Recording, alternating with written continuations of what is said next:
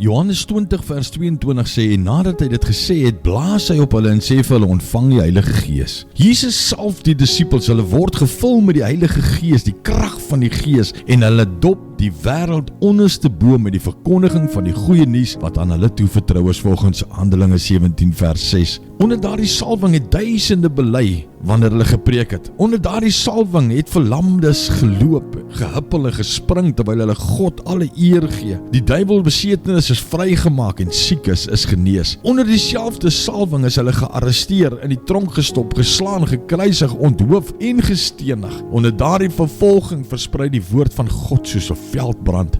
Geen leier of koning kon dit stop nie en geen krag op aarde kon teen dit staan nie. Onder die salwing mag ons dalk vervolging beleef, my vriend, maar as die geveg anders, maak die salwing dit vir ons moontlik om die geveg te wen en triomferend uit die stryd te tree as gevolg van die oorwinning wat Christus reeds vir ons behaal het. In goeie tye, in slegte tye, te alle tye, maak die salwing van God dit moontlik vir my en jou om God se doel vir ons lewens te volbring. Abba Vader, baie dankie Here vir u salwing wat op ons is, as kinders van die Here. Here, dankie dat u salwing dit vir ons moontlik maak om u doel vir ons lewens voluit te lewe en te volbring. Ons eer u, ons loof u en ons prys u in Jesus se naam. Amen.